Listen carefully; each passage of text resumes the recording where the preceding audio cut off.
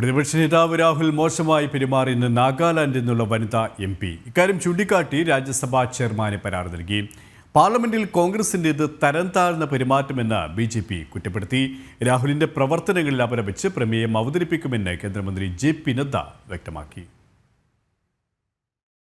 കോൺഗ്രസിന്റെയും പ്രതിപക്ഷ നേതാവ് രാഹുലിന്റെയും തരം താഴ്ന്ന പെരുമാറ്റമാണ് പാർലമെന്റിലുണ്ടായ അനിഷ്ട സംഭവങ്ങൾക്ക് കാരണമെന്ന് BJP കുറ്റപ്പെടുത്തി. രാഹുലിന്റെ പ്രവർത്തനങ്ങളിൽ അപലപിച്ച് പ്രമേയം അവതരിപ്പിക്കുമെന്ന് കേന്ദ്രമന്ത്രി JP നദ്ദ രാജ്യസഭയിൽ പറഞ്ഞു. सभापति जी, मैं ये कहना चाहता हूं कि यह सदन इस घटना की कड़े शब्दों में निंदा करता है और मैं प्रस्ताव लाना चाहता हूं कि जो हमारे लोकसभा के लीडर ऑफ ऑपोजिशन हैं, उनके कृत्य के लिए आज जो उन्होंने किया है उसको कड़े शब्दों में यह सदन कड़े शब्दों से निंदा करता है, भर्त्सना करता है.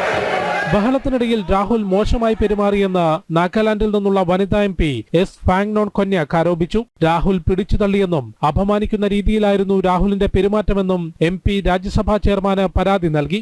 आज जो हुआ है बहुत दिल दुख हुआ है, अच्छा नहीं लगा. ऐसे नहीं होना चाहिए क्योंकि एक संसद को एक रिस्पेक्ट देता है, एक हिसाब देता है. हम लोग कोई आता है तो हम लोग बैक जाते हैं, साइड करते हैं. तो ऐसे हम लोग जब प्रोटेस्ट कर रहा था आगे आके वो ग्रुप में था तो आगे आके ऐसे थ्रेटन करना वो अच्छा नहीं लगा. രാഹുലിന്റെ പെരുമാറ്റത്തിൽ കോൺഗ്രസ് പാർട്ടി പാർലമെന്റിനോടും രാജ്യത്തോടും മാപ്പ് പറയണമെന്ന് കേന്ദ്രമന്ത്രി കിരൺ റിജിജു ആവശ്യപ്പെട്ടു. പാർലമെന്റ് ഗുസ്തിക്കുള്ള വേദിയല്ലെന്നും അദ്ദേഹം രാജ്യസഭയിൽ പറഞ്ഞു. श्रीमान राहुल गांधी जी का जो व्यवहार चले, पूरा कांग्रेस सदस्य इस सदन से माफी मांगे, देश से भी माफी मांगे. ये संसद कोई कुश्ती का अखाड़ा नहीं है. यहाँ हाथ किसी एक दूसरे MP को इस तरह हाथ नहीं उठा सकते हैं.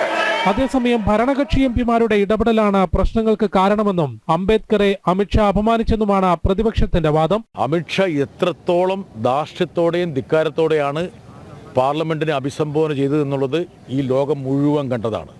മാത്രമല്ല, അംബേദ്കറിനെ ഒരു പരിഹാസി കഥാപാത്രം പോലെയാണ് ആക്കിയത്. അതിരുവിട്ട പ്രതിഷേധത്തിന്റെ പശ്ചാത്തലത്തിൽ പാർലമെന്റിലെ CCTV ദൃശ്യങ്ങൾ പരിശോധിക്കുന്നുണ്ട്. ജനം, ഡൽഹി.